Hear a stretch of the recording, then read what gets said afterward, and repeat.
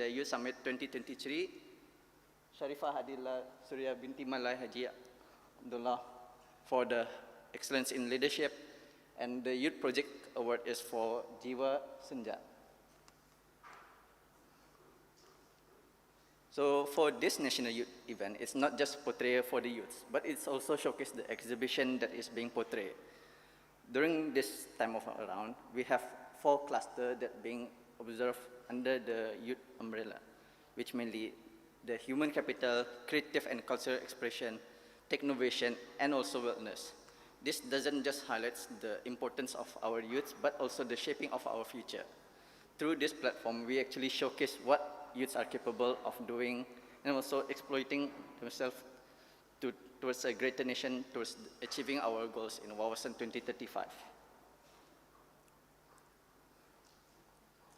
So these are most the highlights that we as a Bruneian that we often being seen, especially a get-together ceremony for His Majesty's birthday, where His Majesty himself will be visiting each of our districts. For this year, he visited Temburong district, where he engaged and interacted with the people of Brunei Darussalam to showcase what is their cultural perspective, and also get together one-to-one, people-to-people approach. Especially as a youth, sometimes we don't really let of our leaders to be on the field. And the most highlighted one is actually the royal wedding that is being held from the Prince Martin, Abdul Martin, with Yang Amat, dia pengenal anak isteri Anisha Rosna binti Adam. That was held in 14 January 2024. During this time, there's actually a lot of being showcased, especially the trending song that being played all over Brunei, and also I think some of Malaysians, Indonesian also being observed of this song as well. So I pass the floor to Hasna. Okay, next we would like industry. While Brunei is widely known for its oil and gas sector, our generation, among with other stakeholders, are working very hard to diversify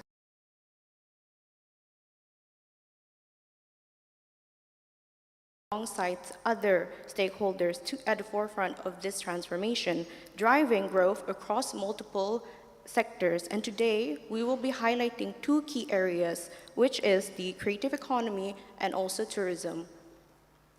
In the creative economy, there has been significant strides being made to empower local talents and industries. Some of these examples includes documentary series, which has been done in support by the Nat Geo Society and produced by Ecosystem Rasa, highlighting heritage, culture, tradition of Brunei. Next, we have projects including the creative platform for local creators by Just Bruneians. This is a digital directory connecting creators with clients, collaborators, and opportunity, turning passion into sustainable careers, including in the art, music, and performing arts.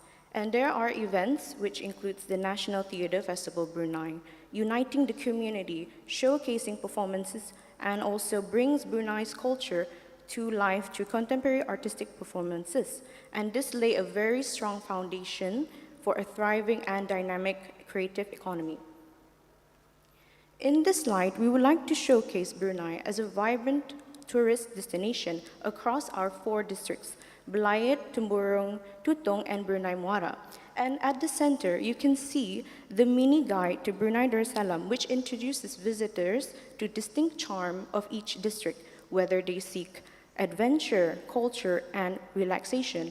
And in the next slide, we would like to show you a short video from Brunei Tourism, revealing our untold treasures of Brunei, where nature meets culture and tradition embraces modernity. Please play the second video.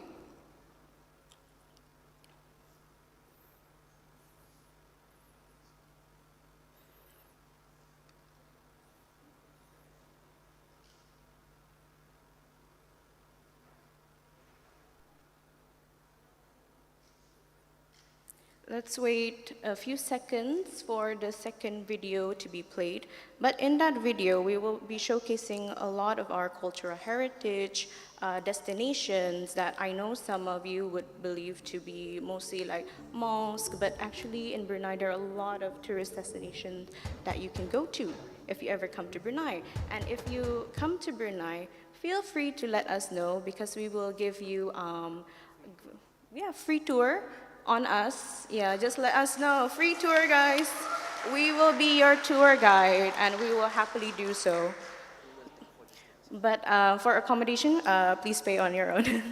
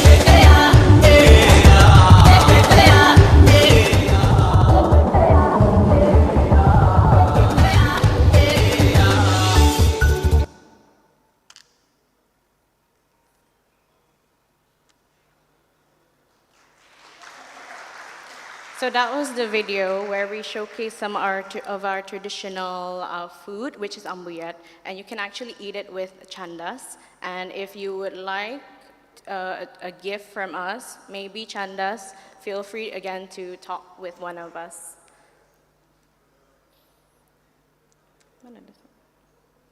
May I have the slide, please?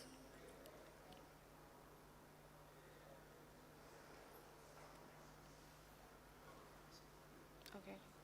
Okay. So this slide talks about Brunei as a showcase Brunei's development projects and initiative, which we highlighted a few that we believe aligns with the ASEAN India Youth Summit theme.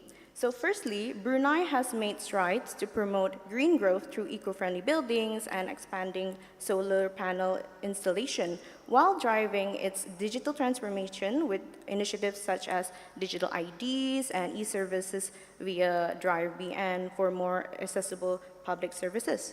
Under the RKN 12, which is Brunei Darussalam's 12th National Development Plan, our country is investing billions in infrastructure to strengthen national development and support economic growth. And strategic projects like Southeast Asia's largest fertilizer plant and the marine industry at Pulau Marine Muara Basar are also advancing economic diversification. While initiatives such as the Eco Corridor Parks, a new cultural village, and the Energy Hub Museum preserves heritage and promote culture and tourism. Finally, for the support of MSMEs and also ASEAN-India collaboration, this ensures that youth are empowered, enabling young people to become active contributors and innovators in Brunei's future economy and strengthening national and international cooperation. And these initiatives reflect Brunei's commitment to a sustainable, inclusive, and forward-looking future. And with that, on behalf of the Brunei delegation, we would like to say thank you so much, and we're proud to be here, and together, let's connect and make this summit unforgettable. Thank you, everyone. Terima kasih.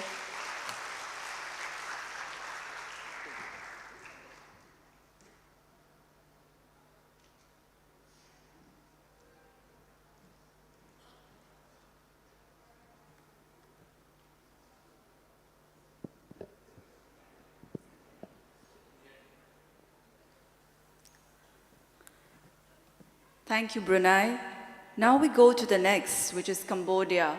From the historic legacy of Angkor to its growing regional engagement, Cambodia brings perspectives rooted in resilience and aspiration. Please welcome the delegation of Cambodia.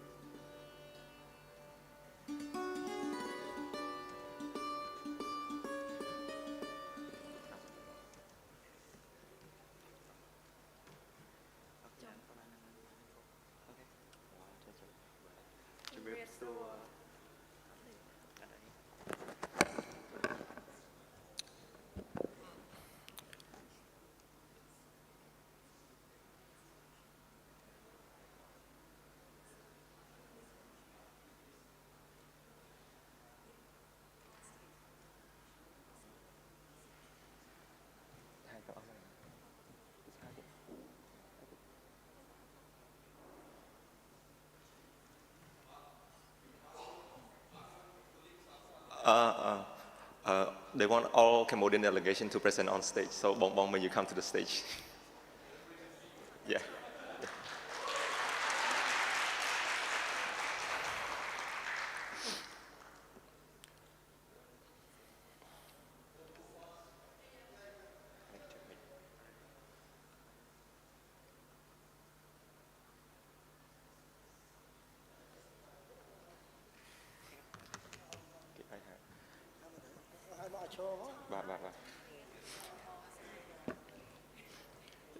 Chumrip Su, greetings, Excellency, esteemed guests, fellow ASEAN Indian friends, ladies and gentlemen, good morning.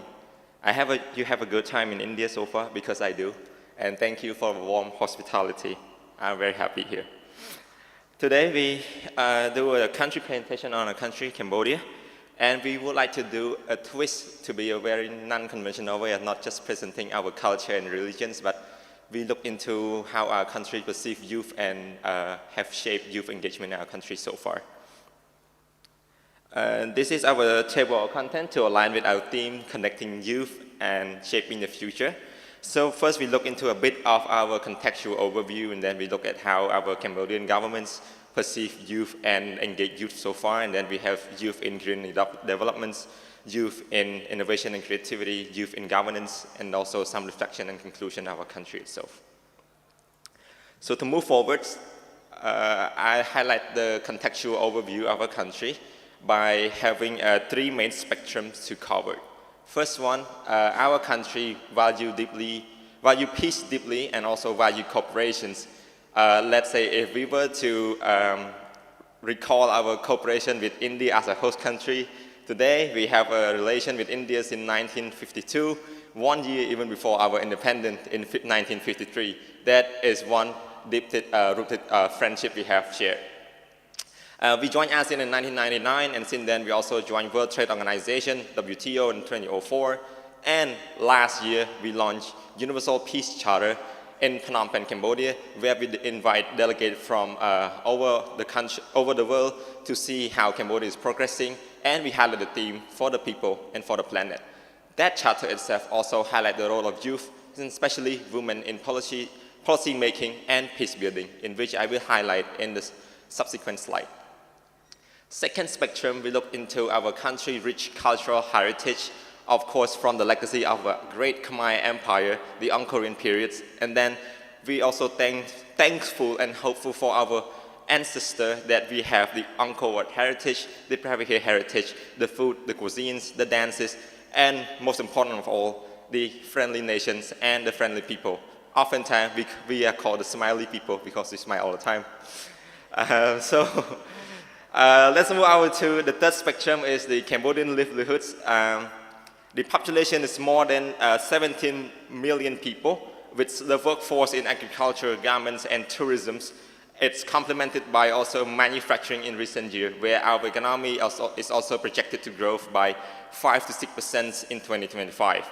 With that, our country also have a grand vision to be a high-income country by 2050, and I hope we have achieved it sooner. On the second part, we highlight the government perception on youth, because the royal government of Cambodia views youth as essential elements for national progress, emphasizing their role in shaping the nation's future. And all policy laid out encourage youth to develop their potential physically, morally, mentally, and socially active to become active contributors to society and also a global citizens. In this fourth picture, I put certain policy and initiatives that involve the role of youth. The first one is the National Action Plan on Youth Development 2022-2026, in which the RGC, the Royal Government of Cambodia, highlight progress and development on youth action and how to engage youth further into the country development so far.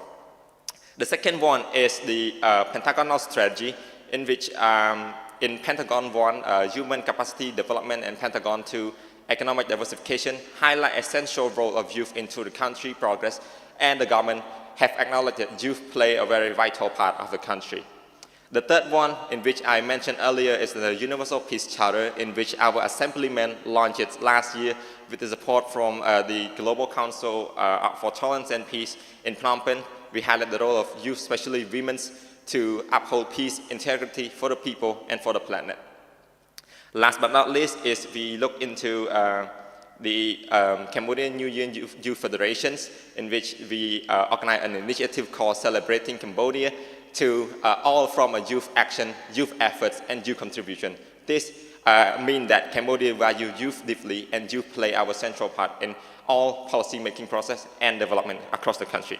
So with that, I pass it to my countrymen to present on youth in green economy. Okay, so now let's move on to the greener side, which focusing on the youth in green economy. So as you can see, these policies that the government have implemented introduce several policies that support young people in taking action in the environment, contributing to a more sustainable community and economy. And this brings us to where we are today.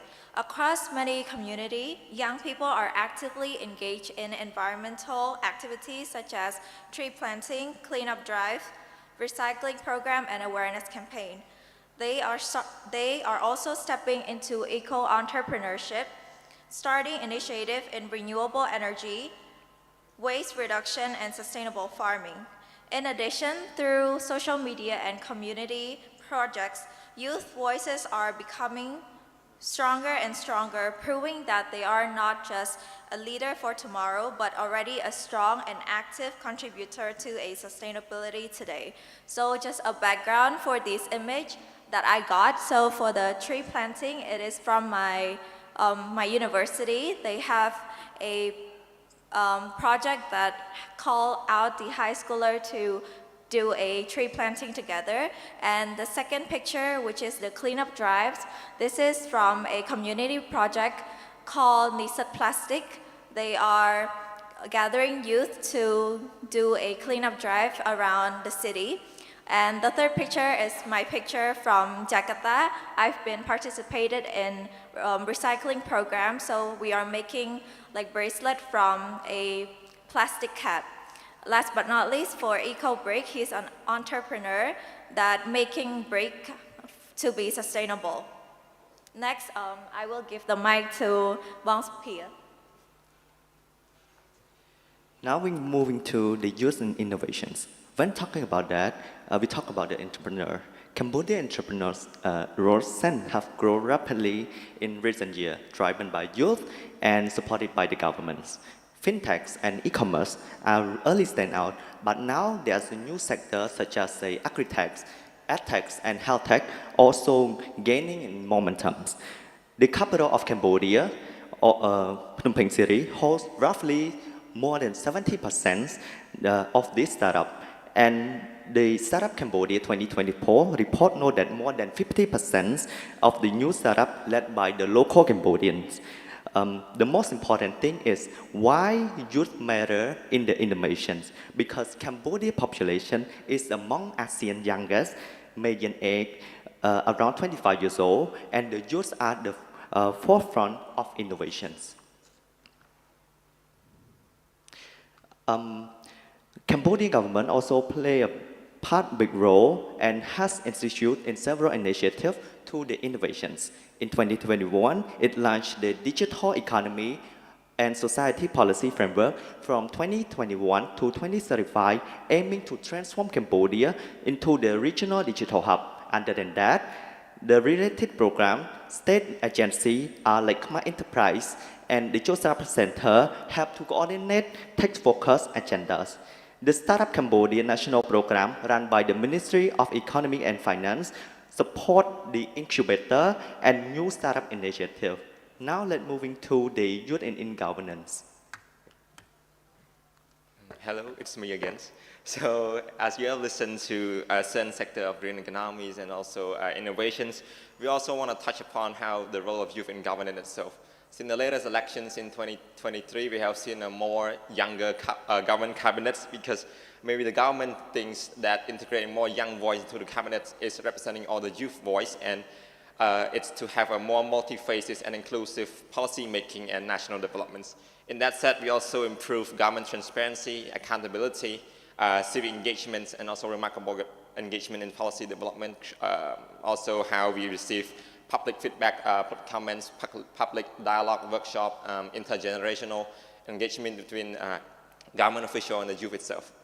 So importantly, youth are not only critic but also contributor to policy making through our National Youth Council, and that have shaped the country overall developments. So with that, we come into a conclusions that our country, we are currently happy about our country engagements and also current progress and the connectivity we share intra-country-wise, intra-ASEAN-wise, and even with our external partner-wise. With India, of course, we are very happy with the progress. And we have said that we are small, but we have full flexible agency and full autonomy to act, that we are also known as small country with big hearts. So that said, youth are no longer observers, they are active participants in shaping the country's future. And Cambodian government hope that young people stand at the heart of a massive change to fulfill the 2050 vision and also to fulfill the ASEAN 2045 just laid out earlier in Malaysia. So thank you so much, and I hope to see you guys in Cambodia very soon. Thank you.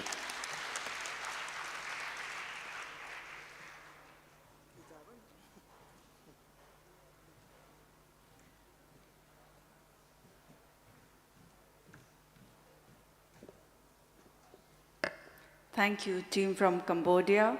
We have now Indonesia as one of the largest economies and the most populous nation in Southeast Asia. Indonesia stands at the crossroads of global trade and regional leadership. We now invite the Indonesian delegation. May I request the team to join us on the dais?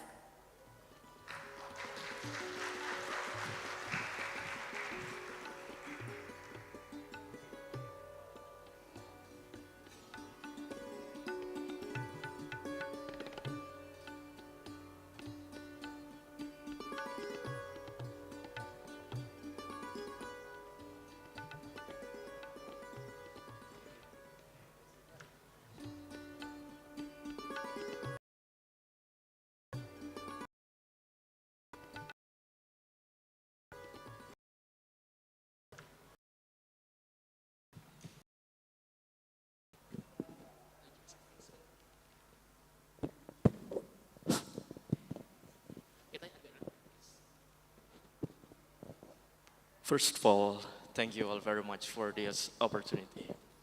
Distinguished guests, governments, ambassadors, and all beloved friends from ASEAN and India. We're from Indonesia, far away from India, but today we belong to India in Goa. Give applause. Indonesia has 17,000 islands, more than 280 million people, where 65% is young generation. What does it mean? It means a lot. It means the future of Indonesia. And that's why Indonesia Youth Preparedness for the Future work is about young generation, our theme and our context today. However, based on our view and perspective to achieve our mutual goals for Indonesia 2045 as golden era of Indonesia, we face some challenges that needs to be addressed. First, accessibility. Accessibility is for education and research that will be discussed by our team. And the second one is capacity, how to upgrade our capacity so the future leader is able to answer the future threat and regional problems. And the third one, the policy for digital transformation. It is about security, whether energy security, food security, human resource security, how they adapt with change and global challenge.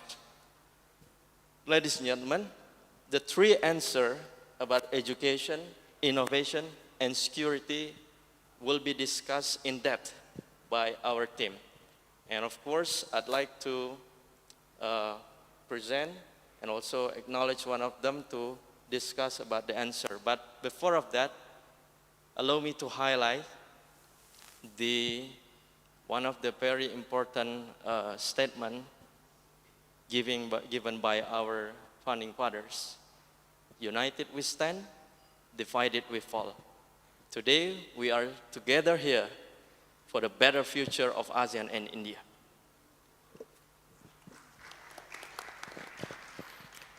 And here we are today, here we stand, united for, basically today we would like to give you a pitch of 3 aspects that we can give further attention towards achieving our preparedness for future of work, not only for Indonesian youth, but also for ASEAN youth and Indian youth as well.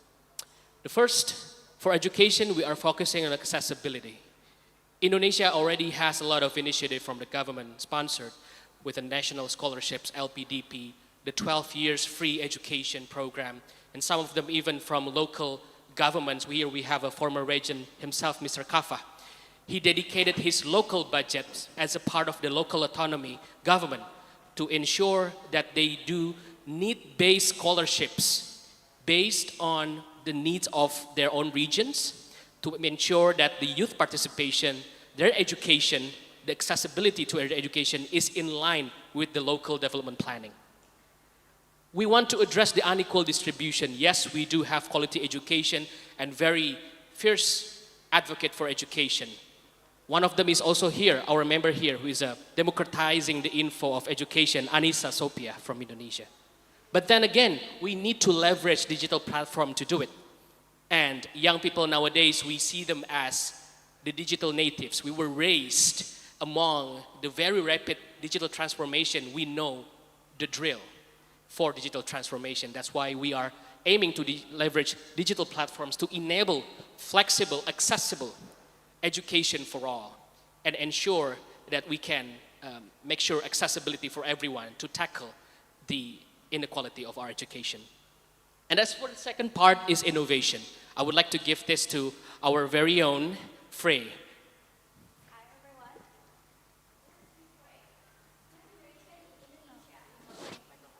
Oh, sorry. Hi everyone, this is me Frey. Young leaders in Indonesia, we have a lot of interest and we acknowledge that we are different background, we have a different background, but we have one for sure, or maybe the one objective to make a better Indonesia vision and mission. And this, the innovation, it's really important for us. We acknowledge there are 2 main problems as a young leaders. The first one, we would like to contribute more and more to Indonesia, but we don't know how to start and also how to maintain the sustainability of our impact, of our community, or maybe of our innovation in the long run. And then we are, from the young generation and also from the young leaders, we create an incubation program. The name is Digital Future Leaders, to help them, or maybe it's like an incubation leadership program to help the young generation in Indonesia to make sure and divine and also connect, reflect, and create their own social impact in which part or maybe in which aspect, and then to make sure with them they can measure their social impact in the future. And also we help them to have a grant or maybe the funding and make sure they have a lot of potential and have a lot of connection to make sure the social impact is already good and also acknowledged by the government. And then this is aligned with our future mission with Indonesian government, because Indonesian government have a national program for all of the university students in Indonesia to support and also to give a funding or maybe the grant innovation, just to make sure that we are, as a young leaders, we can empower leaders to empowering others, and we can connect and create our own social impact to make sure our voice can be heard by the government. And that's why in Indonesia, we also need a lot of support and a lot of connection with all of you. We also open and really want to connect with you to have a lot of connection and also the reflection for our innovation in the future together with ASEAN and also India. And thank you, Frey. Of course, innovation is very important as well. Talking about data, actually, 38% of the startups in Indonesia actually failed to upscale and to mature. business-wise because of the lack of market demands. So basically with innovation, I think what we are trying to say is we want to bridge the gap. We want to bridge the gap that we need to address in order to make our innovations better. So youth and government. Last but not least, I would like to bring you a closer look to the security part. With the security, we have focused on policy. Because yes, everybody is into AI, everybody is into digital transformation. But we need also to make sure the policies that we have in the countries that we are in ASEAN or India, is relevant and up to date to the digital transformation. That's why we focus on policy. Not only about playing the game, but writing the rules of the game. Because as I mentioned to you before, innovation is important, but in terms of security, there's a lot of aspects actually to talk about. Here we bring about AI-related policies. For example, of course, personal data protection is important, right? What kind of AI data model that you are training with? Is it according to the privacy law or not? Is it relevant? Can we catch up with the market competition and also innovation? We are proud to say today that Indonesia is one of the leading countries in the region to have our AI-related policies. This is because recently we have also released from our government, the Digital Communication Ministry, we have released the white book on our AI policies. And this was consulted by people from all sectors. And this is actually the spirit that to go. AI or digital transformation is inevitable, but how can we navigate around it? But of course, with the right policy and the right incentive. And of course, research-based policy, based on AI, data governance, gig economy, etc. For example, my nonprofit foundation, Emancipate Indonesia, we have been working together to bridge the communication between the government, the private sector, and also the civil society. We work with grassroots gig economy workers, the gig workers, but also we connect them with the ministries, what are their aspirations, and the result was we did one campaign, it's called Lindungi Kurir, or Protect the Careers. We have a huge demand in e-commerce, digital economy, but then again, the safeguarding, the safetiness of the couriers who deliver our online orders, right? So we would like, we actually managed to make that change. We make a viral petition in order to show public support on sustainability of our e-commerce. Now, as a result, in Indonesia, if you send your things via packages in your ride-hailing app that can also send delivery couriers, now we have safety measures for that. That is just one of many things that young people have been involved in trying to support the government have more relevant policy for our digital transformation. Security is also not only about digital security, cyber security, which is true, and there is also the conventional security, but we would like also to, I was reminded by our colleague Pakafa here about the energy security. If we have more digitalization, for example, we need more energy, right? And what kind of energy do we have? Indonesia has the target by, in a few years, to have 23% of our national energy based on renewable energy. So far, we achieved 13%. It is still a progress, but that is why exactly ASEAN and Indian youth needs more partnerships. We need help from all sectors to make sure we can achieve the target of making our energy clean and renewable. And security also is about human security. For example, when you want to build AI data centers for your digital manufacturing production, for your digital product, etc., electronics, sometimes you go and contact with the indigenous community, with the local community. We need to put forward discussion. We need to make sure something that is called just transition. In Indonesia, just like ASEAN, we are all about dialogues. And we need to make sure, like Sustainable Development Goal said, nobody gets left behind. And I think that's it. That was from us, but before we end, I think Pakafa here would like something to say about our key message. Well, in brief and conclusion, collaborative effort between the government and young generation is very important. And this is something that it's not about something that we're talking about. We've done so far. When I was Bupati, Bupati means regent. the same like mayor, but the authority is wider. I lead more than 5 cities. I stipulate one policy using renewable energy as a transformation to respond climate change. At the time, it's really hard, but actually I want to say it's a part of security, our energy transition, how we achieve energy security, not only from the fossil fuels, but also from the renewable energy. Fossil fuels is, of course, a foundation in Indonesia because we are rich of natural resources. It is hard for us if we have to reduce, but we have to, because this is one of the global challenges. As I said, united we stand, divided we fall. We have to be united with the global efforts to combat climate change. And also, as the British speaker, John, said one day, history is more than the path left by the past. It influences the present and can shape the future. We meet today to talk about the future, not only the future of us, but also the future of our country, about India, ASEAN, and of course us, Indonesia.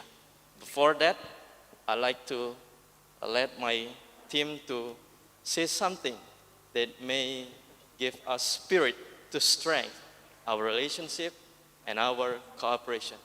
Coordination, cooperation, and collaboration is the key for our success.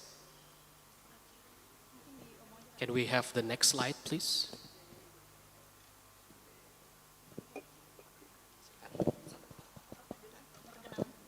Yeah.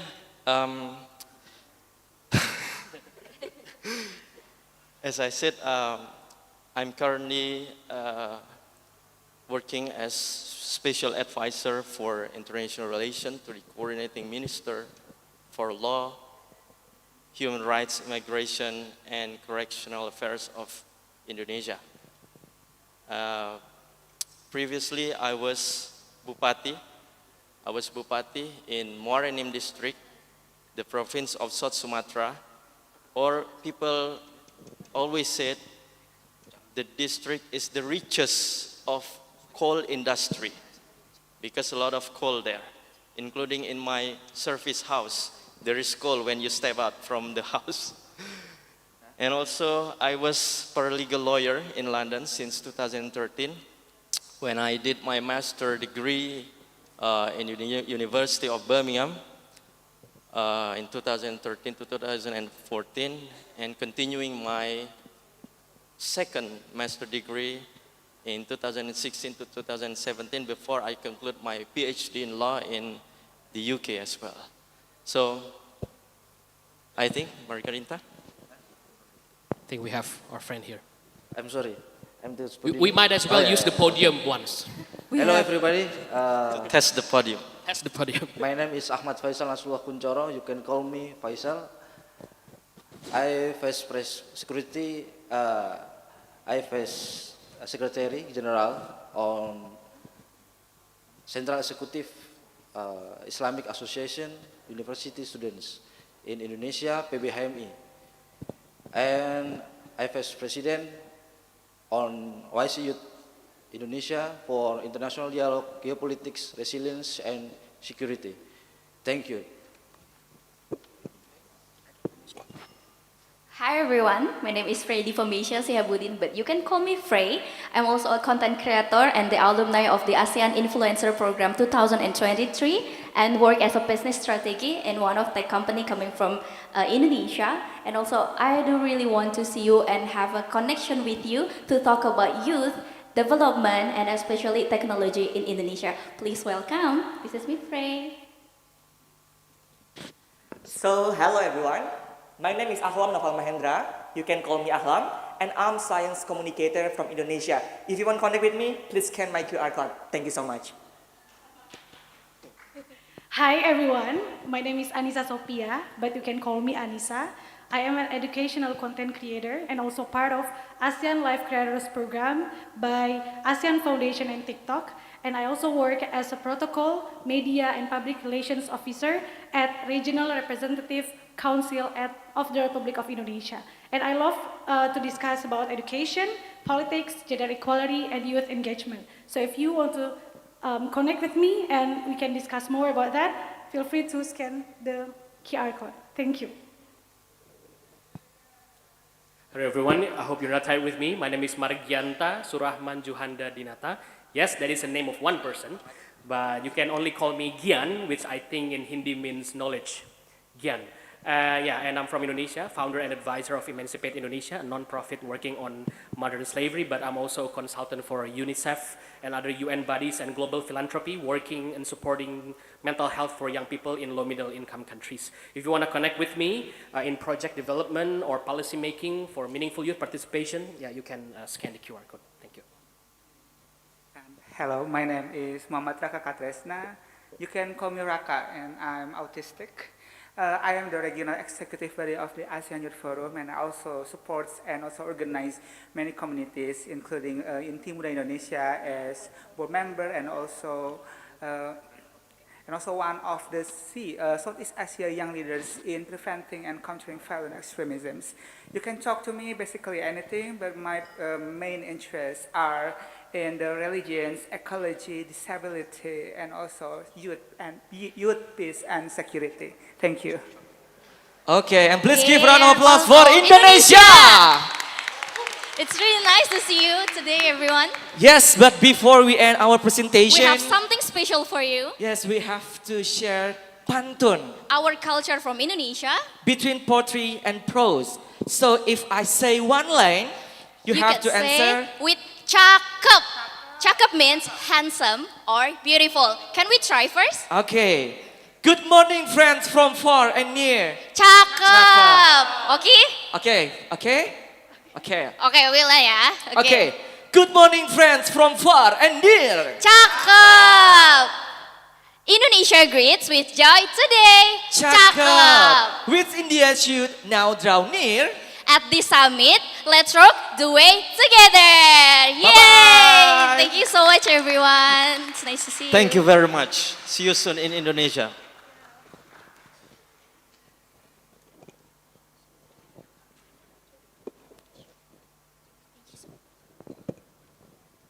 Thank you, Indonesia. Now we go to the next one, Lau PDR. Landlocked yet connected through rivers, culture, and community. Lau PDR symbolizes quiet strength and evolving regional integration. Let's welcome the delegation from Lau PDR.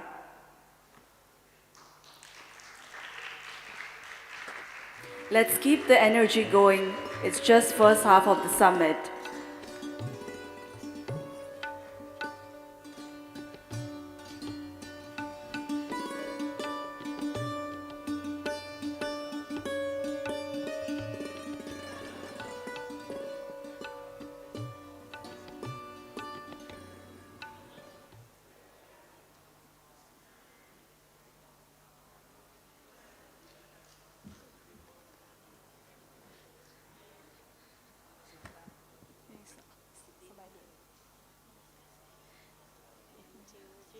Namasaka Sabaidi.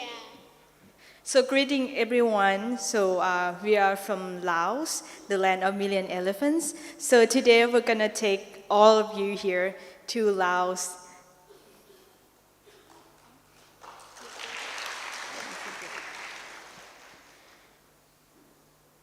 Okay. So officially welcome all of you to Laos. Through these presentations, we will cover four points.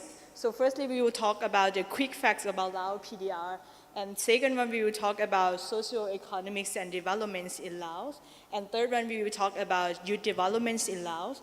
And lastly, we will talk about the regional and international cooperations of our countries. As some of you might have heard, Laos we call the land of million elephants because our countries is a landlocked countries and we have like most of the most of the geography of our countries is covered by mountains and land, and that we have the powerful the Mekong River that cross to our country from the northern part to the southern parts of Laos. So in Laos, we share border with 5 countries. We have Vietnam, Thailand, Cambodia, Myanmar, and also China. So let's talk about fun fact about Laos. As we have mentioned, Laos is the land of million elephants because Laos was historically known as the land of million elephants that remain powerful, and also the elephant is also the national symbol of our countries. Another thing is that we talk about the sticky rice capital because Laos is the country that consumes sticky rice a lot, like comparing to another ASEAN countries, and we recognize ourselves as a children of sticky rice because we have sticky rice almost every meal. And another thing is that our country is the landlocked countries. We have the Mekong River that we call it the lands of the 4,000 islands within our countries. Another fun fact about our country is that some of you might already know is Laos is the most bombed country in the world because of national history. Next, let's talk about the demographic of our countries. In Laos, according to the statistic of 2025, we have about 7.8 million populations, and we have 50 ethnic groups, and so the number that cover the most percentage is the youth between 18 to 25.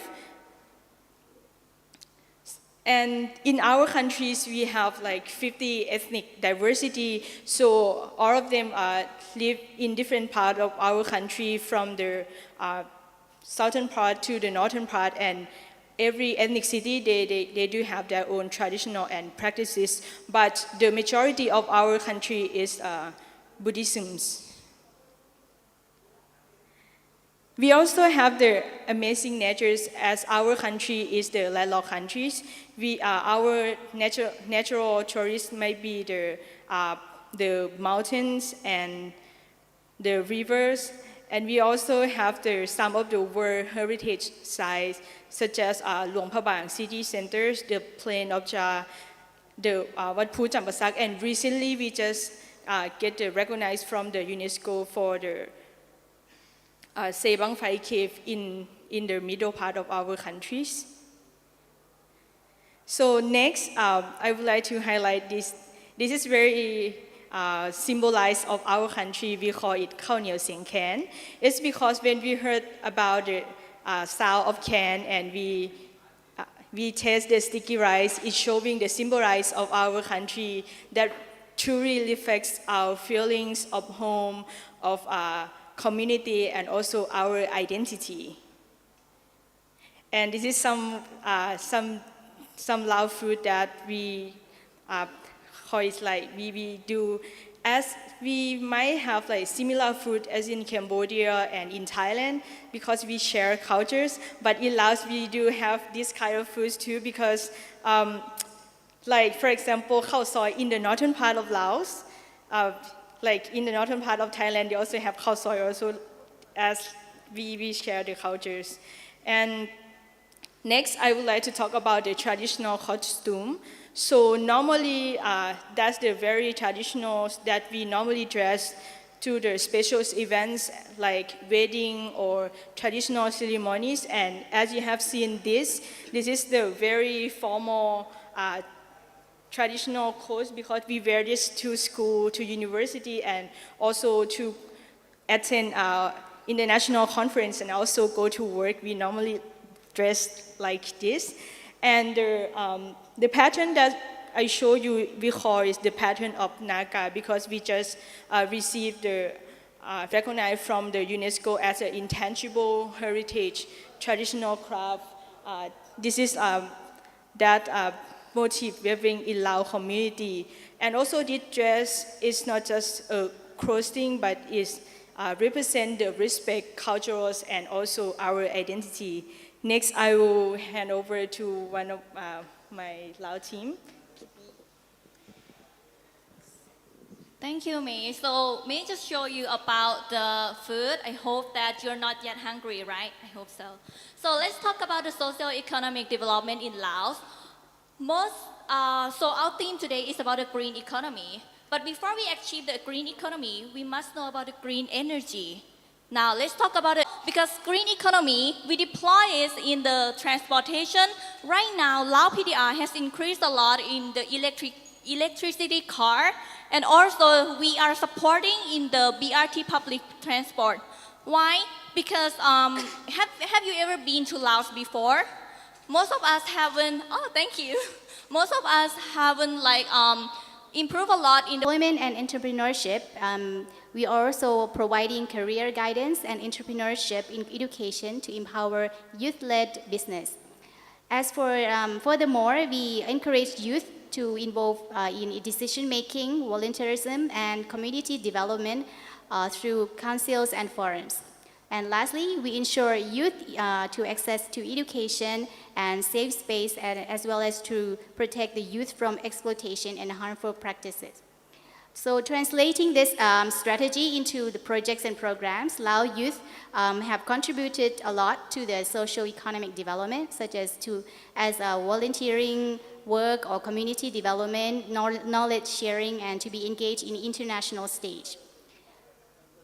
Now that we have an overview of our youth development priorities, so let us turn to another dimension, our international cooperation and how youth benefit from this.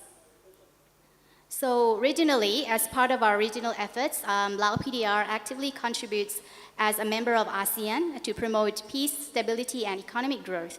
So the ASEAN-India strategic partnership is one of our key collaborations to foster stronger connectivity and education and people-to-people exchange. So alongside with this, we engage through also the Mekong frameworks, such as the Mekong-Ganga Cooperation and the Mekong-Lansang Cooperation and other regional platforms. And at the global level, Lao PDR also participates actively in the United Nations and the other international organizations to align the global agendas, such as the Sustainable Development Goals. And bilaterally, Lao PDR also maintains diplomatic relations with over 140 countries, and notably our ties with India especially, it has established since 1956. Which have brought a significant cooperation benefits in education, training, IT, human resource development, culture, agriculture, and many more. So, ladies and gentlemen, youth development cannot occur in isolation. So we need to provide an opportunity for youth to benefit from this international cooperation and work as a region and internationally. So that wraps up my part. Let me pass the floor over to my colleagues to walk you through some more reflections from our team. Thank you so much. So I would like to talk about this part. Do you think that is it effective enough to achieve the sustainable development? Well, yes. Most of the factors in the key point that we have touched upon that one are the connecting dot to each other. Without innovation, we wouldn't have the green economy. And without education and entrepreneurship, we wouldn't have the achieve the technology or knowledge spillover. And also, it will be more strengthened and developed if we have the strong international partnership and regional cooperation. But do you think is it enough? I don't think so. Why? Because challenge in Laos still significant a lot in terms of first human resource capacity. There's a lot of brain drain is going in Laos. Youth are now not enthusiastic enough to learn, and that's why we need more youth empowerment. And the second one is the technology adoption. Yes, we have abundant natural resources, but how can we optimize the benefit from that one and use the technology to optimize the benefit? Is still the question for us. And the third one is the widened cooperation in tangible outcomes. We don't want the paperwork or report anymore. We want something that we can create and drive the innovation in a concrete factor. And the last one is limited in fully deployed inclusive business. We should open more about the social entrepreneurship and also the social development, because right now inclusive business is not listed in the law yet. So we need more knowledge and adoption from our international countries. And that's why we are here. We are here to exchange of ideas. We are here to transfer skills and knowledge. We are here to partner with you guys, and we are here to learn more about technologies, innovation, and we are here to need your mutual support. And that's why we are here to learn and exchange as one vision and one family. Thank you.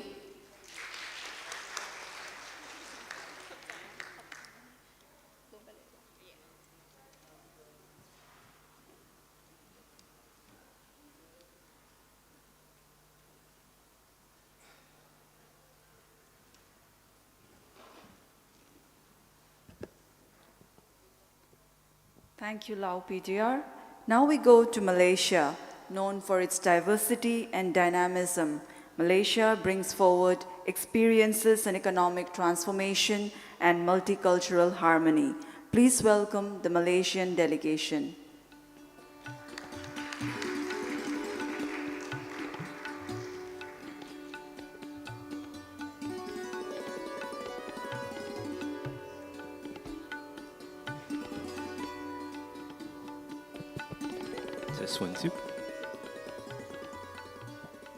So just before we start, we're going to keep this short and simple since it's lunchtime. I know everyone's going to be hungry. So this is going to be a short preview of what Malaysia truly is. Good afternoon. Selamat sejahtera. Vanakkam. 大家好. And we are from Team Malaysia, and this is very usual in how we greet people because of our diversity, as mentioned by the MC just now. We have a very diverse background in Malaysia. We have different culture, different races, and which is why we are here today to talk about Malaysia. All right, we have some technical issues here as well. The slides don't Right. seem to be moving. Can I have like a show of hands of who has been to Malaysia? Right. I think that's a lot, and I think many happened this year after we got the ASEAN chairmanship. So a lot of activities are actually done in Malaysia right now. So I'm thinking that maybe it might be a short trip, or you guys might have extended, but we are here today to talk more about the culture and also what we do in Malaysia. All right, so like how we introduced ourselves just now, we have a very diverse background. So even from our country representation here, you can have a look. My name is Jasmine. I'm a Malaysian Chinese. And I'm Edwin, Malaysian Chinese as well. Right, and here we have from the left, Jaidip. He's, you can see him as a representation of the Punjabi or Indian community. And then we also have Shahiro and Ada, and they are Malays. And also we have Sun Ping over here, where he is actually from the East Malaysia. So East Malaysia have more of towards the indigenous communities and also a mix of different cultures. So this is a bit of from our team. And moving on, just to let you guys have a look, this is actually Malaysia. A lot of you might not have known, because Kuala Lumpur is actually on the Peninsula Malaysia, which is on the left side, and that is where a lot of people usually visit. And on the right side, you can see over here is East Malaysia. So East Malaysia instead there's only 2 states, which is Sabah and Sarawak. And a total of 14 states are present in Malaysia, which is also how it makes up to the 14 lines in the flag to represent the 14 states in Malaysia. So in the middle, it's separated by the South China Sea. So even if we want to travel to the East Malaysia, we usually have to take a flight. Right, so this is a bit about our geographic in Malaysia. So understanding that a lot of you have already been to Malaysia, I would say mostly maybe Kuala Lumpur. So you do know that our capital is also Kuala Lumpur. And our national language is Malay. But like how we started, a lot of times we speak in English, Malay, Chinese, Tamil, and also a lot of other languages. So you can say that from Malaysians, you can see a starting package of at least 2 to 3 languages that they can speak. And our population is around 34 million, which is relatively medium, I would say, in Southeast Asia because of our landscape. And actually, the youth in Malaysia takes up to 45% of our population, which is why we are a huge representative, and our team of the delegation here today, not just representing ourselves, we are representing Malaysia to tell you more about ourselves. And I think on the point of youth, I think that's why the government has been actually emphasizing a lot on a bit more on youth policies as well, because I think even in context of the elections coming up soon, the youth is one of the largest voting bloc in Malaysia, and I think that goes the same as a lot of Southeast Asian countries as well. Yeah, so looking into the population, we can also look from the very diverse and colorful background over here. We have all kinds going from forests to skyscrapers and to beach, and also a lot of religious places of worship. I would say it's a very vibrant place, which is also why tourism can be a main pillar of Malaysia. And Malaysia actually takes up tourism as a very important pillar of the economy, and also digital. Also, you can see here, it plays up into a very important role in Malaysia's economy. And no worries for those that want to travel to Malaysia. I'll be giving a very brief, diverse travel itinerary for you guys right after this. Right, so looking into that, as we mentioned earlier, we have many faces in Malaysia because we are built with a very different and diverse background and built with a lot of races, I would say. So, actually, fun fact, Malaysia has one of the most public holidays in Southeast Asia because of a very diverse background. So if you come in January, you'll probably be celebrating Chinese New Year. If you come in April, you'll probably be seeing us celebrating the Malays' Hari Raya. That is for a celebration of after Ramadan. So every race has their own celebration. Just to ping a little bit into each, maybe if you look into the Malay celebration, we have Hari Raya, which is also like their New Year. It also symbolizes an end of the Ramadan. And they also have Hari Raya Haji. Hari Raya Haji is a celebration towards faith and sacrifice in Muslims. And when we look into the Chinese celebrations, we have the Chinese New Year celebration, also known as Chunjie, which is similar to how the China celebrate. We have it around January or February. And then we also have the Mooncake Festival, which symbolizes reunion in the family. And when we look into the Indian culture, they also celebrate Deepavali, which is to symbolize light and also reunion in the family. And also for the Hindus, they also celebrate Thaipusam. Thaipusam is also a very big festival in Malaysia where a lot of the Hindus will go to our very big temple in Malaysia, which is Batu Caves, to go for a procession and also celebrate and also pray over there. And if we look into the right pictures over there, the ones on the right side, that is our indigenous community, which is mostly in Sabah and Sarawak. So for their main celebration, they will have Hari Gawai and also Kamatan, which is to celebrate Harvest Festival. So looking into so many faces, we are actually still celebrating a culture, one identity, and one Malaysia.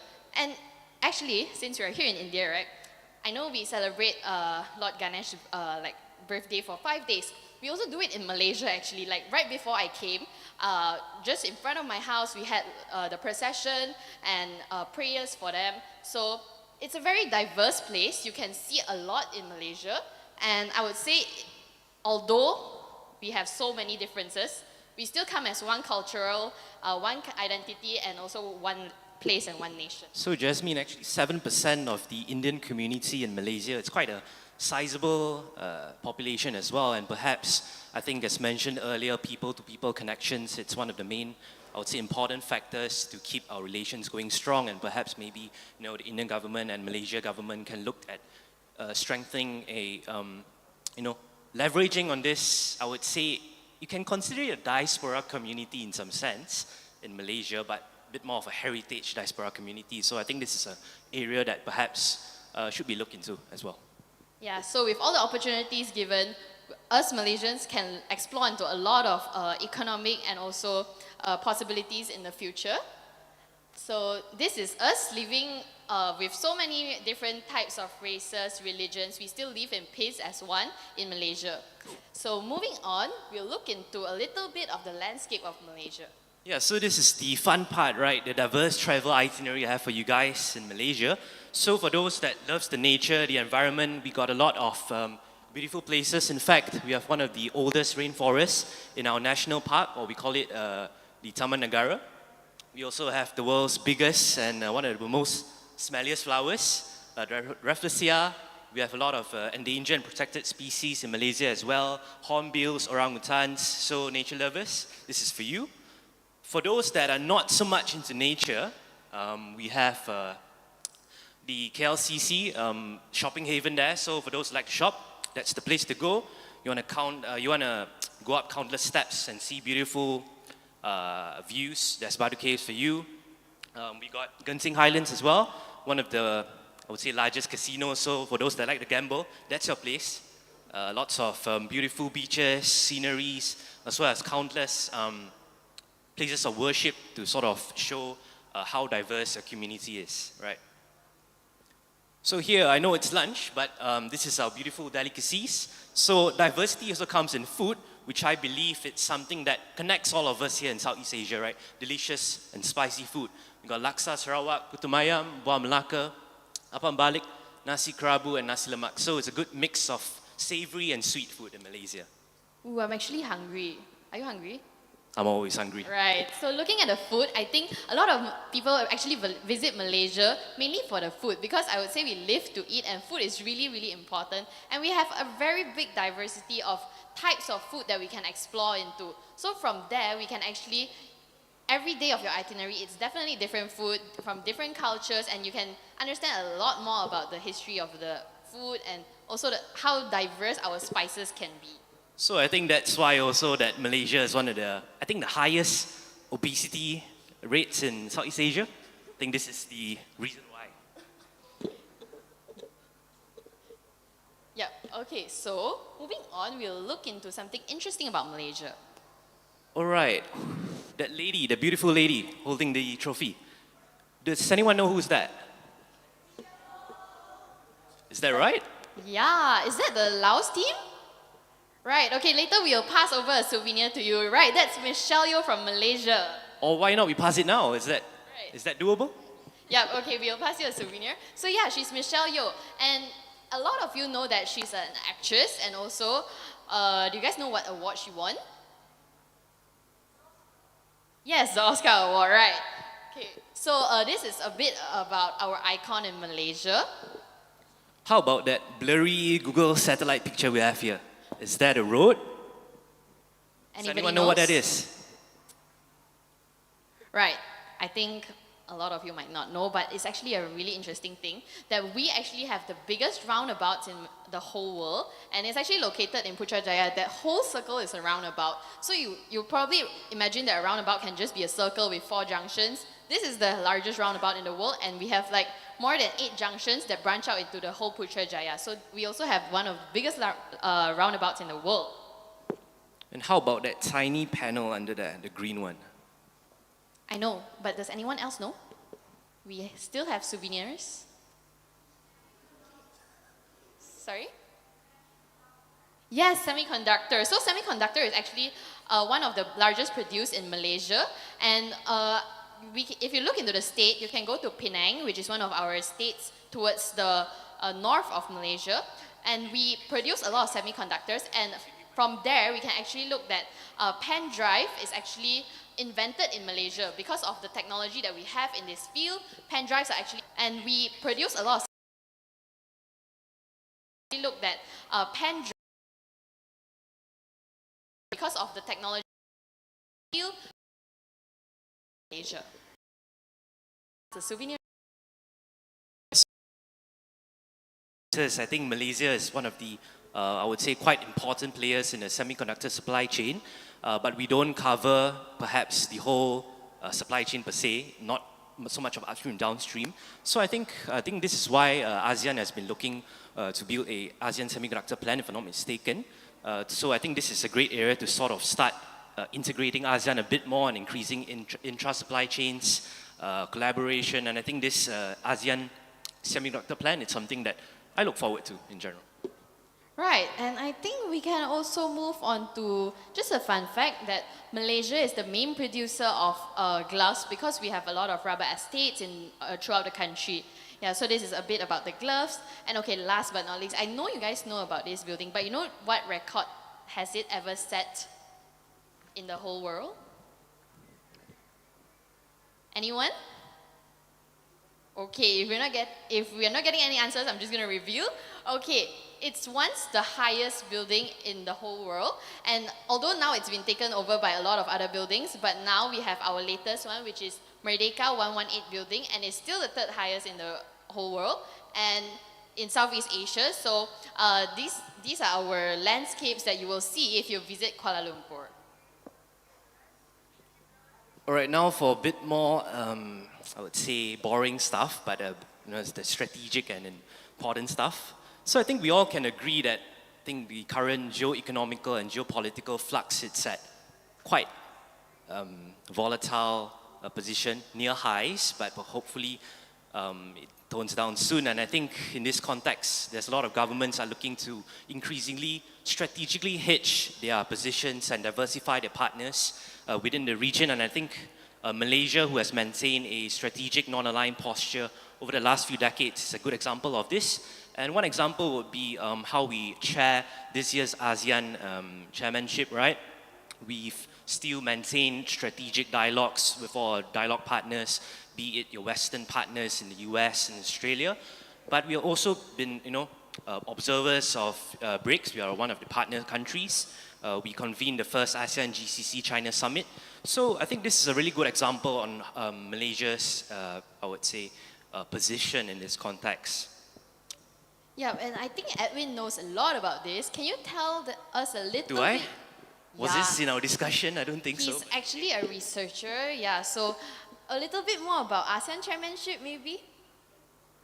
Why not let's leave that for the plenary sessions and policy dialogues later on. Right, Let's leave the serious discussions later. We are having a very light discussion here, so it's a lot about tourism Malaysia, if you feel. But yeah, we are leaving the serious topics for later. So anything serious about Malaysia, feel free to look out for us. We can definitely have a proper conversation and dialogue when you guys approach us later. Yep. And coming towards the end, so Malaysia is actually embracing Visit Malaysia 2026 in the coming year. So with this whole trailer of Malaysia, I hope this sparks a little bit more of your interest to go there, maybe not just for a conference, for a meeting, and maybe properly go there for a travel to look into how diverse our culture can be, how amazing, how vibrant the landscapes can be in Malaysia. So Visit Malaysia 2026, Malaysia, truly Asia. Thank you. Thank you.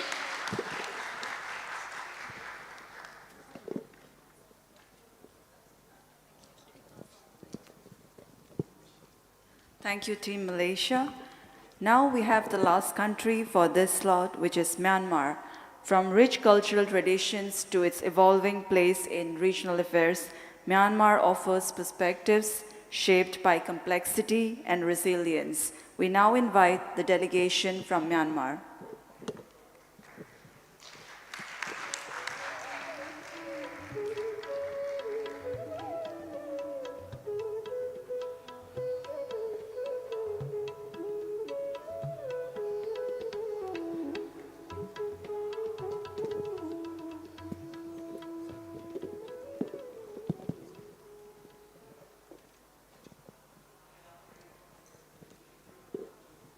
Hello? Hello? Minglawa, Namaste, Vanakkam, Namaskaram. And yeah, it's a good afternoon and lunch is about to happen, so I won't take much time. And let me introduce myself first, as I'm Tuya Sana, and you all can call me Umesh, which will be like very easy for you to pronounce. And here we start our Myanmar presentation, which include mostly about the cultures, foods, and our heritage. So yeah, hand it over to our team leader, Ms. Kin. Hello, good morning everyone. It's a great honor to meet leaders from us, ASEAN and India, as well as you representatives in FIT, ASEAN India Youth Summit. I am Kim Yo-in, Staff Officer of Department of Youth Affairs, another Ministry also in Sport and Youth Affairs, and he is Ayatron, Central Myanmar Pioneer Party in Myanmar. Now, today, I'm here to talk to you about our culture and tradition. I hope this presentation will give you valuable insight into Myanmar culture and tradition.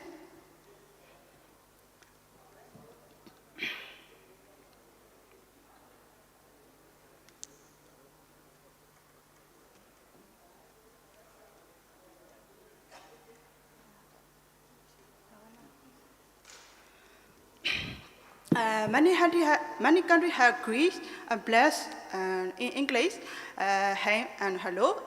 In India, namaste. In Thailand, Sawadee. We are greeting in Myanmar, Minglaba.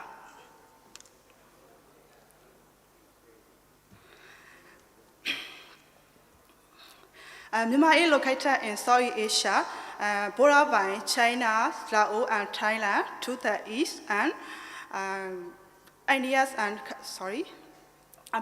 and India to the west. The Haushes Mountain and the area river basin are the more prominent feature of Myanmar. The mountain range bordering Myanmar north.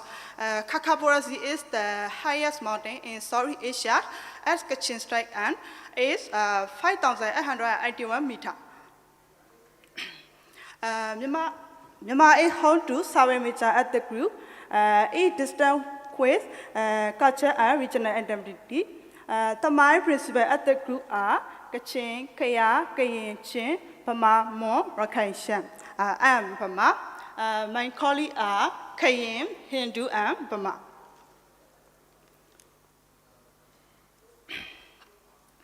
Sino-Tibetan language are spoken by over 1.4 billion people, making it the second largest language family globally. They are found across a wide geographic area, including China, Tibet, Myanmar, Nepal, India, and part of Southeast Asia. There are 33 consonants in Myanmar language. Myanmar language originally adapted from Mon language. Mon is a Monsonist language from the Mon Khmer group of associated language. Those may also use the Burmese language and are literate only in Burmese.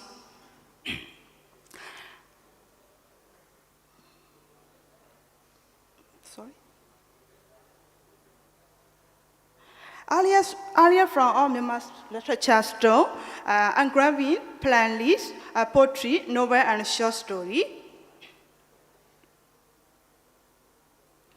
There are 10 traditional Myanmar art, blacksmith, root carving, goldsmith, stucco reliefs, mosaic, stone carving, joinery, painting, lacquerware, and broadcasting. Goldsmith is very popular in our country because most of Myanmar people are found out wearing gold jewelry. Myanmar musical instruments are brass instrument, leather covered drum, string instrument, wind instrument, and percussion instrument. These can be found when we celebrate donation ceremony, graduation ceremony, wedding ceremony, and national level occasion. Myanmar traditional dance are Korean spirit dance, Bagan dance, Games dance, mythical bass dance, island dance, Ramayana dance, Ushwayo and Tomo dance, Soji dance, and Impasio Jewish dance. The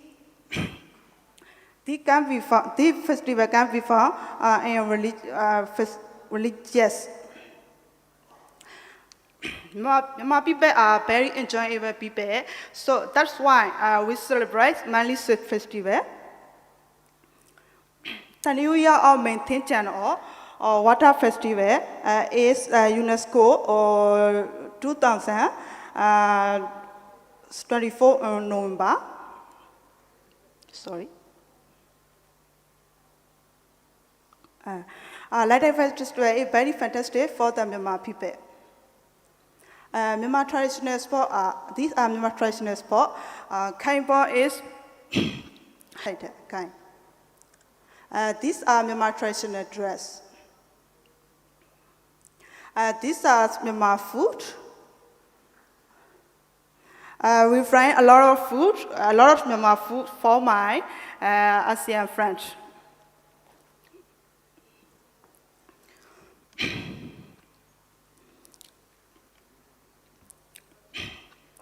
Tanaka paste is made from traverse and used as natural cosmetic and serum.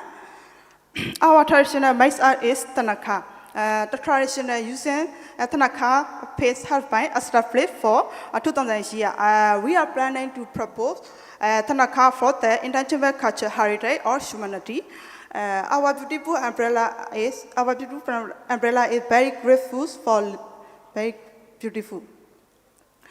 Our shampoo is very good for hair. Myanmar Lakwa is champion of Myanmar art.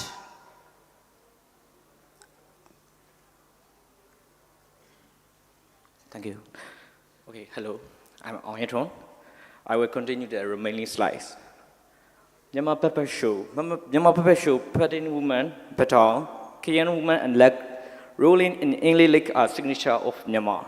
The puppetry first appeared in the 11th century of the Pagan dynasty. The period between 1820 and 1885 was the time puppetry was most warmly received. The performance technique reached the peak when actors were able to combine it with dance. Buddhism is widespread around the country, and that other religions like Hinduism, Christianity, and Islam is also present in the same environment. Majority of Myanmar people pertain to Buddhism belief. Myanmar people with Buddhist belief pay respect to five infinite venerable, namely Buddha, Dhamma, Sangha, parent, and teacher.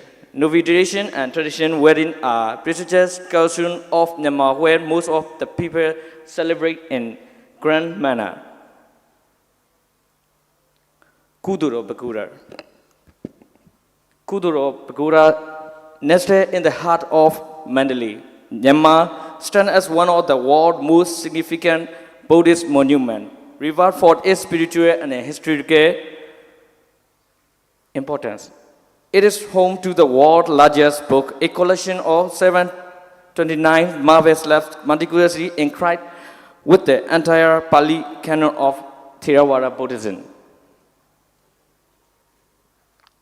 Few Asian cities include the remains of 3 brick wall and molded city of Hanlin, Petano, Thekitia. Is located in vast irrigated landscape in the dry zone of the Ayeyarwady River basin. The last one. Conclusion from the Tanaka on a chai chick on the lake, rolling fisherman on the lake. From the dancing pepper to the silent marvel page of the world's largest book, Myanmar culture is a living, breathing museum of human heritage. It is a culture of devotion, artistry, resilient one that invites us not to observe but to understand the depth of human tradition. I will introduce our team. So yeah, this is the presentation, and we'd like to introduce with our team individually. So yeah, please. Here's Kotento. Hello everyone. My name is Tinton. I work as a sport officer at the Department of Sport and Physical Education Department in the Ministry of Sport and Youth Affairs. I am particularly excited to be the part of this meet, where we, as young leaders, as young delegates, had the opportunity to share our ideas, preferences, and collaborate for a stronger future between Eastern and India. I look forward to learning from all of you and sharing Myanmar perspective and experience in youth development. Thank you.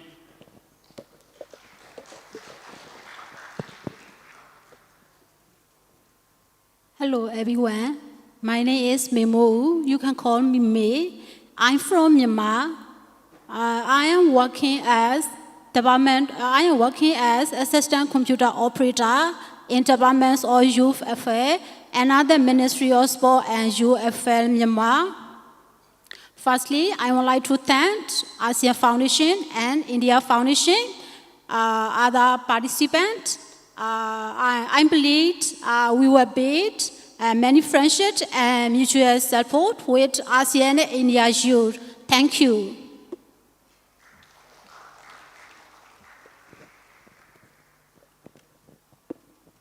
Hello everyone. I'm Tiền Giám Nhận, currently serving as a tutor at University of Yangon Law Department.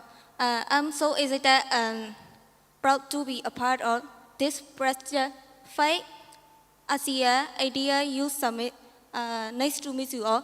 So let's welcome to our last day member, Cho Zo Hei.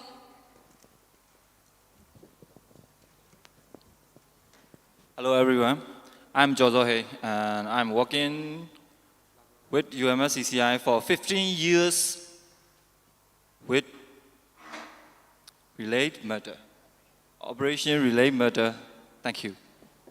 So yeah, this is our team, and as we explain our cultures, we, Myanmar and India, not only share border, but we share some of our culture as well. So here, we, candidate from Burma, Myanmar, invite all our brothers and sisters from ASEAN and India to visit our country, and let's work together for the betterment and the upgradement of all societies.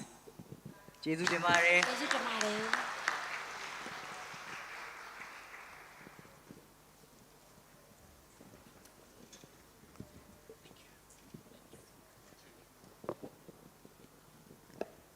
Any comments, Shekhar sir and Dhruv sir?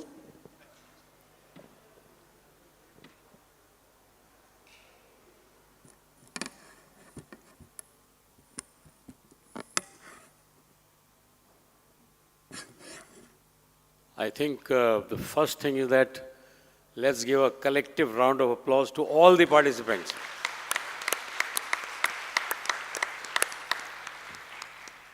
Well done. Each one better than the other one. So now you can decide who was the best. But it's really good to see you reflecting on the basics of human life in all your presentation. Culture, religion, history, civilization, connectivity, and that's the way to go. In fact, if you're connected, then you will find the development agenda will get fulfilled gradually. And as the next generation of leaders, some of you have to start practicing your leadership now so that tomorrow's world is better than today's world. What are we doing today? So must prepare for tomorrow, today. So that should be the intention. And I think the ASEAN India Youth Forum is one such forum where you can get ideas. And most of the ideas flow when you're eating together, when you're having tea together. Presentation, yes, these are very formal setting, but in informal setting, the connectivity that you establish is more important for cooperation in future. The second point is that India, as a very good partner of ASEAN, can really be of big assistance, help in 2-3 very key sectors. One is education, second is healthcare, thirdly is the information technology, fintech, the technology in the financial sector. These are some of the very strong points. Skill development. Some of the countries may not have all the skilled people. You have the industry, but you are short, you can't run it because of skill. So India is another destination where the skill development can be extremely, extremely useful. So thank you all for very good presentation. And the colors that you have shown, at least General Dhruv Katochi and I were talking that we should do a round circuit in one go. And only then we will really enjoy. Of course, we have seen most of the country individually. Last but not the least, even as individual countries, you can have set up some small dialogue with not all the ASEAN countries, but 3-4 neighboring countries, and have a dialogue as to what all can you do together. And those policy recommendations will help the local governments or the governments of your own countries to maybe have those options available. Your deliberations must come out with a little policy recommendation. Not a big ASEAN forum like this, maybe 2-3 countries, 2-3 representatives, once in a while during a holiday, have sit down somewhere together and have a little bit of chit-chat, right? And do let us know if you want the ASEAN group led by Dr. Srishti Pukhrem want to pitch in, very much will send the right people for developing it further, right? Thank you very much. Back to Srishti. Thank you, sir. Thank you all. That was wonderful presentations from all of your countries. We will now break for lunch. We reassemble for the different policy labs. We start 2:15. For the policy labs, we have 3 breakout session rooms. Here will be Policy Lab 1, which is Green Economy and Sustainable Development.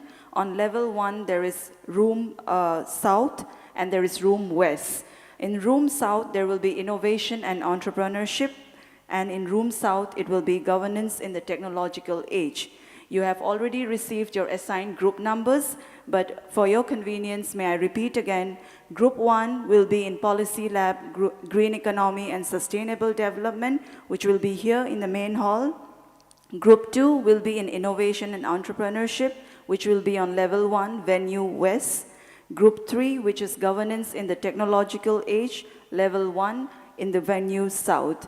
So may I request everyone to join us for lunch, but please reassemble. We begin with the Policy Labs 2:15 sharp in the respective venues. It's way past your lunch hours, but I hope you hang on to Indian Standard Time and enjoy the lunch to the fullest. Thank you. After the Policy Labs, 3:45, we meet here in the main hall again for the next round of country presentations, followed by the next plenary. Please enjoy your lunch.